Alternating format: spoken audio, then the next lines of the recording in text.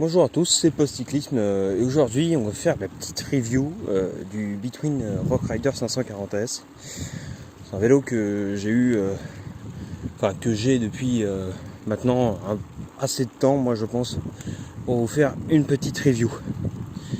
Alors déjà il faut savoir un petit truc, c'est que moi j'ai commencé vraiment le cyclisme sur le vélo de route. C'est pour ça qu'avec mon VTT, je fais quand même beaucoup de route. Donc, ça c'est un point quand même important à préciser.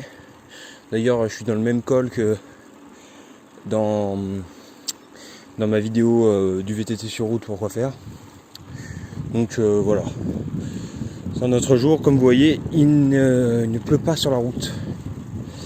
Alors, donc après à peu près 1500-1700 km avec ce VTT, je vais vous donner un petit peu mon avis. Je pense que je suis assez légitime pour le donner en tant que pilote sur route.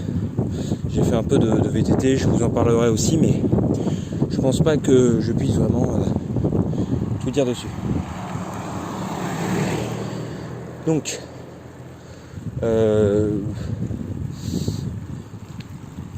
qu'est-ce que j'en pense de ce vélo? Alors c'est le Rock Rider 540S. J'ai déjà fait plusieurs vidéos dessus, notamment un bike porn dessus, avec des points de vue pas dégueux. Je pense qu'ils sont pas mal, qui mettent assez bien en valeur ce vélo. Donc tout d'abord on va parler des désavantages. Alors le gros désavantage déjà c'est le poids. Moi qui suis habitué à des 9-10 kg avec des vélos de route, là on est directement sur du 15 kg sur la taille L, donc c'est quand même pas mal. La suspension arrière qui a tendance à pomper en montée, surtout sur route, c'est un peu chiant, il faut le dire à un moment. Donc ensuite la roue arrière qui a des roulements qui ont tendance à être vraiment horribles.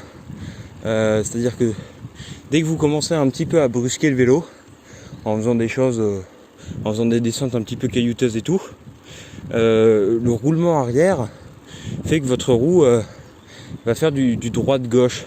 Je sais pas si vous voyez trop ce que je veux dire, mais en gros quand vos roulements sont desserrés de la roue arrière, ça va faire un petit va-et-vient à droite et à gauche qui est vraiment désagréable parce qu'évidemment vous le sentez quand vous roulez. Et donc bon voilà, il suffit de le resserrer. Mais dès que vous faites une sortie un peu violente, il faut le resserrer. Donc déjà il faut avoir les clés. Je vous le dis, c'est une clé de 15 et une clé de 17. Comme ça au moins vous le saurez. Mais une clé de 15 très fine. Hein. Mais donc voilà. C'est quand même le gros problème. C'était vraiment chiant de devoir resserrer ça. Donc la suspension arrière qui pompe, mais ça c'est le problème des VTT. Sinon, qu'est-ce que je peux dire? J'ai eu des petits problèmes aussi quand la roue on commence à avoir un petit peu de jeu. Sur la route, si vous envoyez des grosses danseuses, vous avez des bruits étranges, probablement dus parce que le frein touche un petit peu le disque. Et donc c'est assez insupportable, surtout quand vous êtes en grosse danseuse. Ensuite, au début du vélo, j'ai eu des problèmes de cadre qui craquaient. Alors en fait après je suis allé chez Decathlon, les mecs m'ont dit qu'il n'y avait pas de problème. Et en effet j'ai un petit peu graissé, gentiment, hein. Et au niveau de là où ça faisait du bruit, c'est-à-dire entre la suspension arrière et le triangle arrière. Et après avoir graissé ça, plus jamais aucun bruit. Alors avant c'était des petits bruits qui revenaient à chaque coup de pédale. Donc c'était assez insupportable. Surtout quand vous êtes en montée, moi j'aime pas du tout le bruit. Ensuite on va passer sur les périphériques. Au niveau des freins, alors c'est marqué disque hydraulique, franchement, au début le freinage est correct, voire bon, mais au bout de 700-800 km, après rodage, hein, ils sont bons, hein, au début ils sont pas, voilà, et après 700-800 km, le freinage il s'estompe de plus en plus, c'est même, là actuellement c'est plutôt mauvais. Donc voilà. Ensuite les poignées d'origine sont franchement confortables, même si je les trouve pas très jolies. Mais voilà, j'en ai gardé une. Mais confortable. Les pédales d'origine sont pas mal aussi, après elles sont pas très jolies. Mais j'ai enlevé les petits déflecteurs à l'avant et à l'arrière. Et ça rend mieux, je trouve. Bon, ensuite là sur ce que vous voyez sur mon cintre, c'est un support de Garmin. Là je l'ai pas mis. Parce que des fois je le mets pour mon cardio et tout. Ensuite, sinon pour tous les avantages. Déjà, c'est un vélo qui, bon, je sais pas si on peut dire que c'est un avantage, mais qui prend pas mal d'énergie par rapport à un vélo de route. Et donc quand vous êtes en hiver, moi des fois je ne sors pas mon mulet. Je préfère sortir ça. Parce que déjà ça vous fait aller moins loin, pour des raisons évidentes. Et en plus, ça vous force un petit peu à regarder le paysage, etc. Et c'est pas plus mal. Et puis aussi les gros pneus, quand vous êtes sur des terrains un peu plus glissants, moi je trouve que ça facilite un peu le passage, ça fait moins stresser. Et ça fait découvrir des chemins aussi au passage. Ensuite sur les dérailleurs avant et arrière, le avant a tendance à trop sortir. C'est-à-dire qu'il des fois il va toucher le troisième plateau quand vous le passez. Ce qui est un peu gênant, mais si vous savez changer les vitesses, c'est bon, les plateaux. Quand je dis savoir changer, ça veut dire relâcher la pression, parce que je fais partie d'un club de vélo et il y a un mec, il n'a pas le dérailleur le plus haut de gamme au monde, et donc il change les vitesses comme un bourrin en pédalant super fort. Et à chaque fois il s'étonne que ça saute. Et voilà, bon tout ça c'est juste une question d'apprentissage, il faut juste relâcher quand vous changez votre vitesse ou votre plateau. Ensuite, sur toute la partie pneus, c'est très correct sur sec. J'ai eu une crevaison à la première sortie parce que j'ai pris une épine dans le pneu, mais une grosse épine, hein. Et j'ai réparé ça avec une rustine sur la chambre à air et tout se passe bien depuis. Ensuite, la fourche, c'est pas une fourche qui va vous coller au sol, mais elle est correcte. La suspension arrière elle est un peu trop molle, elle, par contre.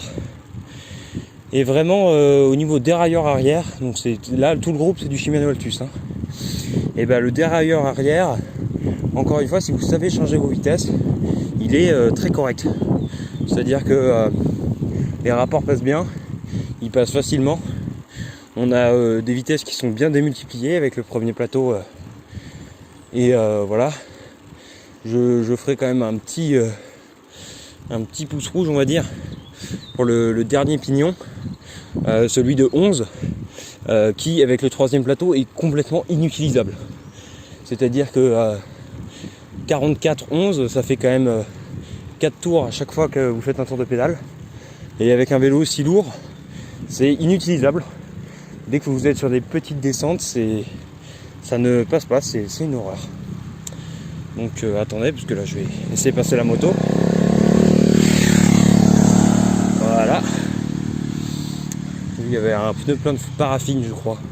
Il est tout neuf son pneu arrière. Donc du coup, voilà. Et sinon après, tout le reste me semble très correct.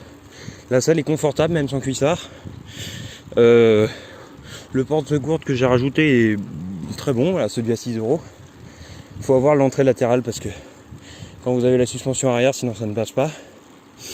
Les freins, comme j'ai dit, sont moyens, voire assez mauvais. Et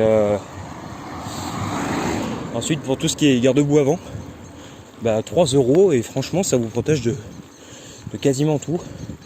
Donc c'est quand même pas mal. La potence, elle offre un avantage, c'est de pouvoir être surélevé de 80 mm. C'est pas grand chose, mais c'est mieux que rien. J'ai déjà testé la position, moi j'aime pas trop, je préfère être plus penché. Je suis habitué au vélo de route. Mais pour ceux qui commencent le vélo ou quoi, c'est vraiment bien. Donc en résumé sur ce vélo, je dirais que à peu près tout est bon. Les dérailleurs sont vraiment corrects si vous les réglez et si vous changez les vitesses assez correctement, on va dire. Donc en relâchant la pression, je me répète. Les freins par contre sont limites, ça serait peut-être une amélioration à faire. Mais après, on va peut-être pas parler amélioration parce que à 600 €, tout le monde veut un vélo qui fonctionne bien, quoi. Et je vous comprends. Surtout que je crois que Decathlon a dit que c'était l'arrêt de ce vélo. C'est les fins de série, donc il va probablement descendre en prix. Mais voilà, donc vraiment un vélo correct. Rien à dire.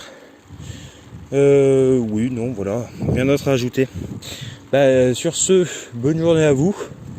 Et puis je vous laisse sur quelques images d'une vidéo que vous avez peut-être pas vue, c'est-à-dire le bike porn sur cette machine là. Allez, ciao.